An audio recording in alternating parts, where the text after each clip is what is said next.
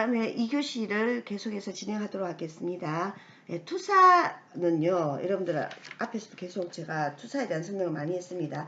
자신이 타인에 대해서 적개심을 갖고 있으면 오히려 타인이 자신에게 그러한 감정을 갖고 있는 것으로 지각하는 거죠. 그래서 던지는 거라고 했어요. 내가 실제로는 나의 욕구인데 다른 사람이 욕구인 것처럼 그렇게 던져버리는 거. 그래서 이 투사를 함으로써 우리는 어떠냐면 자신의 욕구가 좌절되는 것보다 고통을 덜 받게 된다고 해요. 그리고 투사를 함으로써 자신의 억압된 욕구를 동시에 충족시키는 그런 효과도 있다고 합니다. 그 다음에 또 접촉 경계 혼란 행동은 반전이 있습니다. 반전은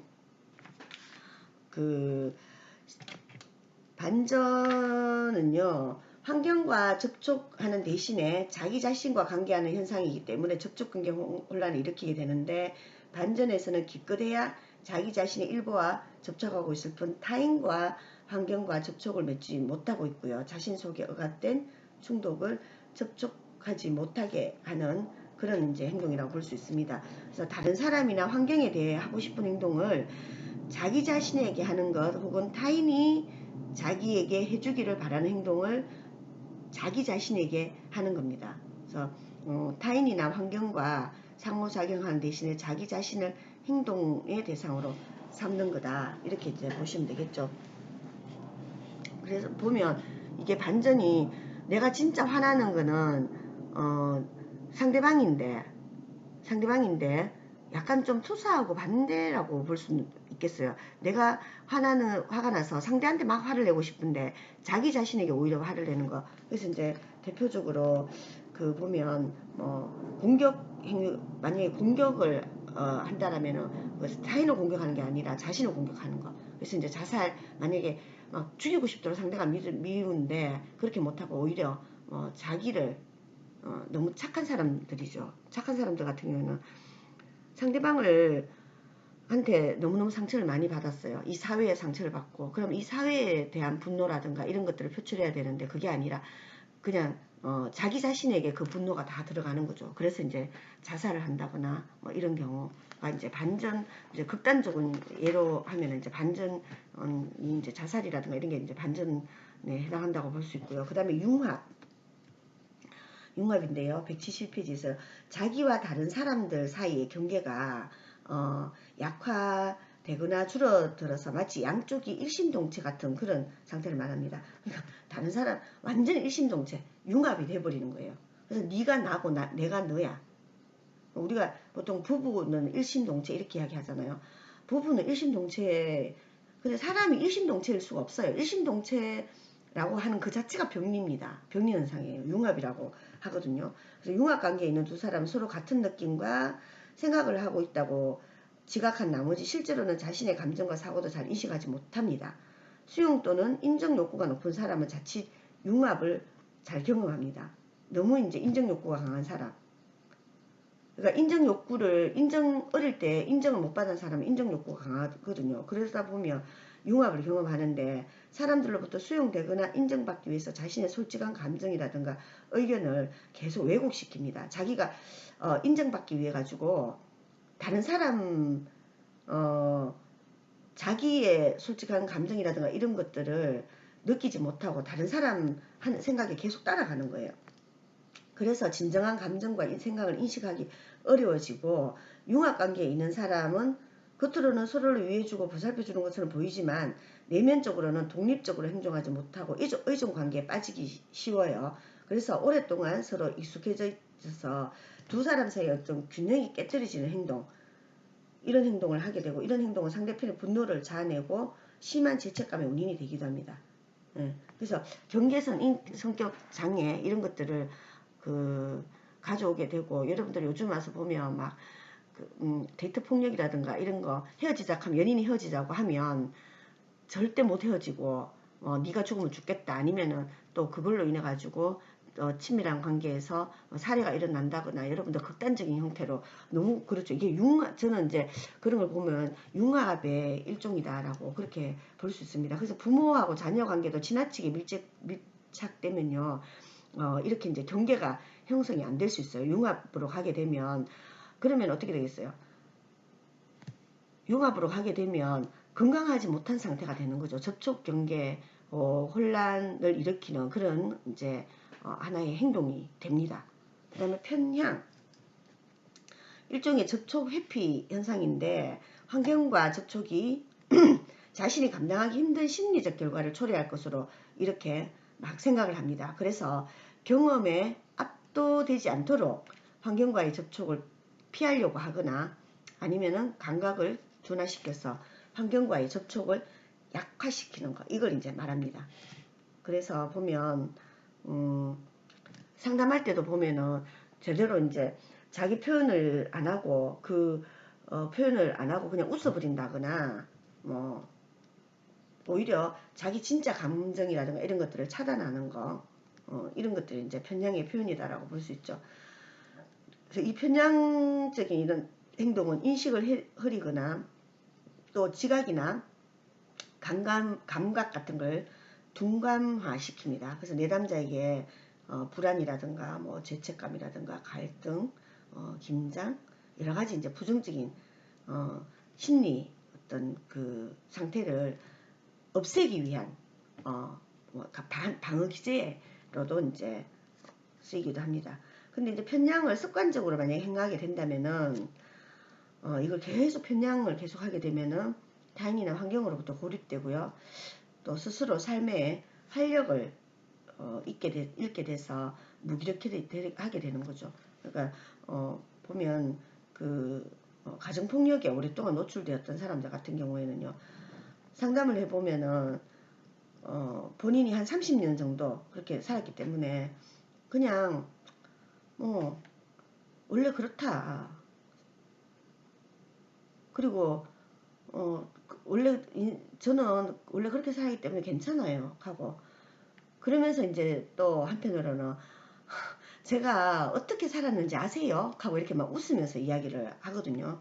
그래서 이제 이 부분은 굉장히 이제 삶에 활력이 없고 무기력하고 그런 이제 상태에 있게 되는 그런 거죠. 그러다 보면은 늘상 이제 본인이 힘드는 거 이런 것들을 어디 가서 얘기하지 못하고 그래서 자기 속에 푹 빠져 있는 그런 이제 접촉 경계 혼란의 행동이다라고 볼 수 있는 거죠. 그 다음에 정신병리 문제 6가지인데요. 이거는 여러분들이 앞에서 이제 알아차림의 문제, 요거는 제가 계속 설명을 드렸습니다. 성격이 보통 경직된 사람한테 이런 문제들이 많아요. 그래서 자기가 잘 못 알아차리는 거, 뭔가 문제가 있다라는 거, 그리고 책임의 문제. 책임의 문제는 알아차림에 부족하고 밀접한 관련이 있어요. 근데 알아차림이 부족한 사람이 자기 자신을 조정하려고 하는데 비해서 책임이 부족한 사람은 자기 자신을 조정하기보다는 환경을 조정하려고 하는 거예요. 내가 잘못한 게 아니라 환경이 잘못했다. 이렇게. 그래서 알아차림 문제, 책임의 문제. 나의 알아차림은 잘하는데 이제 이 알아차림을 환경의 문제로 이제 돌리는 경우 그게 책임의 문제가 되고요. 환경과의 접촉 상실. 예, 그래. 그럼 어떻게 되게요? 환경과 늘상 이제 접촉을 하고 그렇게 해서 알아차림을 해야 되고 또 자기가 가지고 있는 욕구라든가 이런 것들을 미해결 과제들을 좀 해소해야 되는데 환경과의 접촉 상실이 되면은 그게 좀 부족하겠죠. 그래서 환경과의 접촉 상실 이것도 알아차림 문제하고 연관이 되어 있습니다. 그래서 2가지 형태에 띈다고 해요. 개인의 행동이 너무나 경직되어서 환경으로부터 어떠한 자극도 받아들이거나 자기 것으로 체화하지 않으려고 하는 이런 경우. 그래서 이런 경우는 다른 사람은 물론이고 어떠한 사회적 환경과도 접촉하지 않고 물러서려고 한다. 그리고 결국에는 여러 가지 욕구를 충족하지 못하기 때문에 성숙한 인격 상태로 전진하지 못한다. 그리고 이제 또 환경과의 접촉 상실의 문제는 환경으로부터의 모든 자극을 자신의 것으로 만들려고 해서 오히려 자기 자신을 잃어버리는 거. 이거는 이제 자기상에 완전히 매몰되어 버리는 거 이거라고 볼 수 있고요. 그 다음에 게슈탈트 형성의 문제인데요. 게슈탈트를 완성하지 못하는 문제는 바로 미해결 과제를 처리하지 못하는 문제와 연관이 있죠. 그래서 이 미해결 과제는 지금 여기 상황 속에서 계속 해결하고자 노력을 해야 되는데 과거의 미해결 문제가 우리 마음속에 계속 남아 있기 때문에 현재에 집중하지 못하는 거죠. 그래서 개인은 만약에 개인이 계속 이렇게 뭐 미해결 문제를 해결하지 못하고 지금 여기에 집중하지 못한다. 그러면 어떻게 되겠어요? 억압적 에너지, 과잉 경계, 뭐 강박 행동 나가, 약간 정신이 나가 있다거나 자기 폐쇄적 행동 이런 것들로 이제 시달리게 된다라고 볼 수 있죠. 그 다음에 욕구의 비소유. 욕구의 비소는 자신의 욕구를 부정하는 거예요. 그래서 우리는 다 욕구를 가지고 있어요. 근데 자기가 그런 욕구가 있다라는 걸 모르는 거죠. 예를 들면 이제 공격 욕구를 우리 책에서 이야기하는데 자기에게 공격에 대한 욕구, 화나고 그렇잖아요. 어떨 때는 화나면은 당연히 공격하고 싶고, 근데 이런 공격 욕구가 내가 없다고 생각하는 거예요. 왜냐면 공격 욕구를 내가 실현했을 때 여기에 대해 가지고 이걸 표현했을 때 사람들이 받지 못한다고 생각하기 때문에 이런 경우에 이제 그 욕구 자체를 자기가 부인하는 거죠. 그래서 이제 완전히 그 에너지를 상실해 버리는 거. 그래서 나는 아무 욕구도 없다 이렇게 이제 생각해 버리는 이게 이제 욕구의 비소유고요. 자기의 양극적인 분리입니다. 이제 또 정신병리 문제 6가지 중에서 자기의 양극적 분리인데 자기의 성격을 양극단으로 지각하는 것을 말을 해요. 어떤 사람이 자신을 너무 나약한 사람이라고 그렇게 생각한다면 자기 속에 있는 강점이라든가 약점을 모두 균형 있게 지각하지 못하는 거죠. 그래서 펄스는 이런 양극단적인 성격의 분리 현상을 내 마음속에의 개싸움이다 이렇게 비유를 했다고 해요.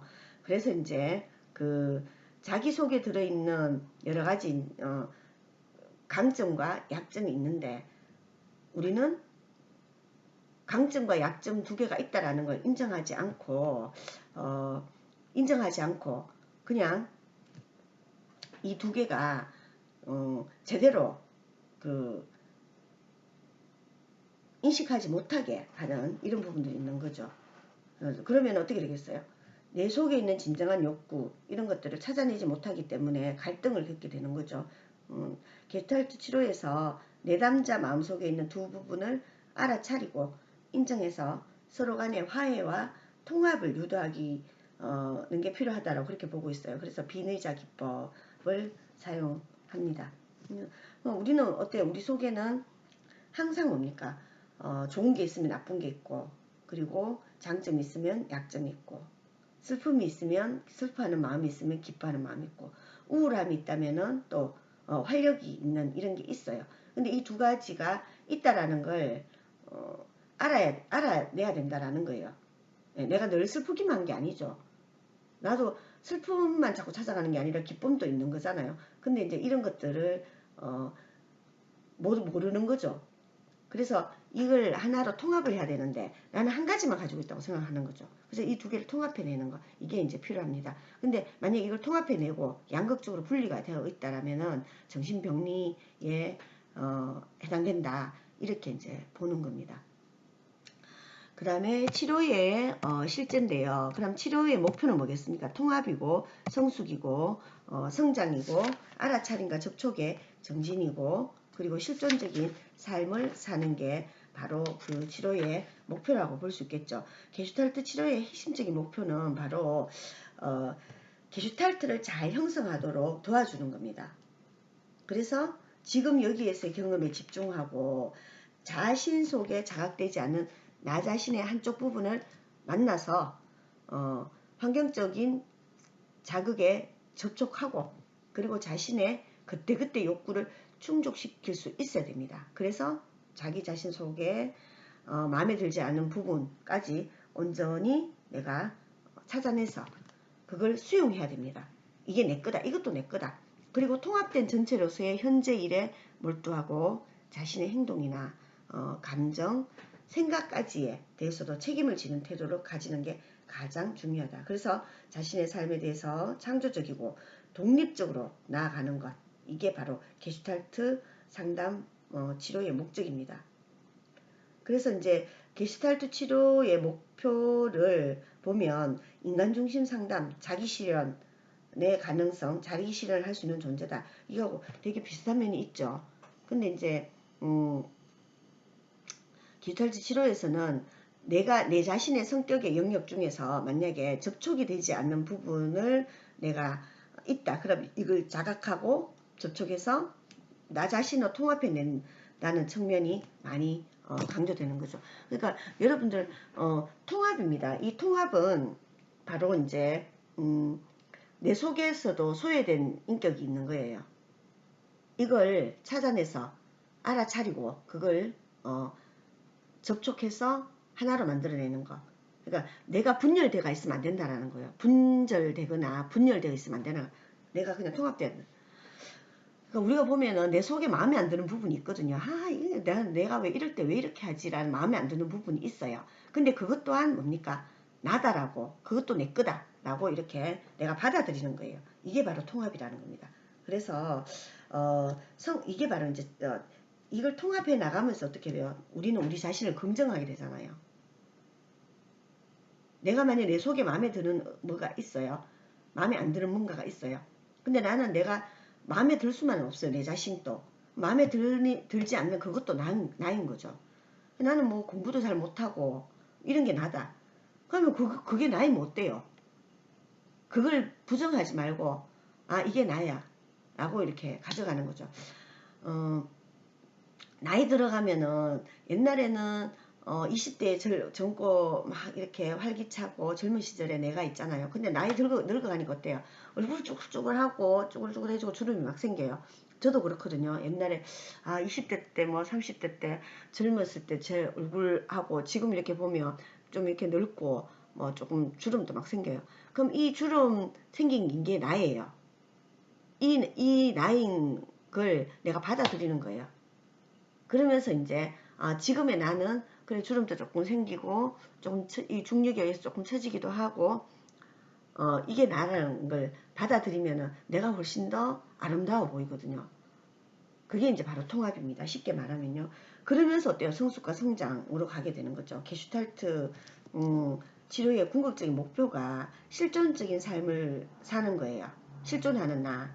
그래서 성숙한 인간이 되도록 돕는 거예요. 그래서 이 통합을 통해서 성장과 성숙으로 가게 됩니다. 성숙하고 건강한 사람은 자기 책임을 인식하고 그리고 그 책임을 지기 위해서 노력합니다.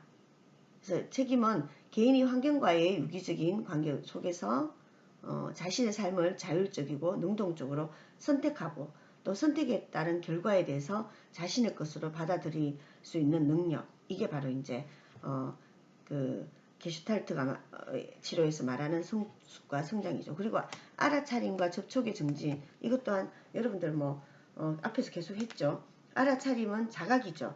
그래서 내가 가지고 있는 미해결된 과제를 알아차리고 그리고 순간순간에 생기는 욕구, 이 감정을 알아차리고 그래서 이 미래에 내가 원하는 거 이런 것들 소망과 계획도 알아차리고 그렇게 해서 이런 이 여러 가지 또 이 알아차림과 함께 내가 지금 현재 가지고 있는 이 환경과 접촉을 하고 그리고 접촉해서 미해결된 과제라든가 이런 감정, 소망들을 해소하고 그리고 또 앞으로 계속해서 창조적인 활동을 해 나가는 것 이렇게 바로 이제 알아차림과 접촉의 증진입니다.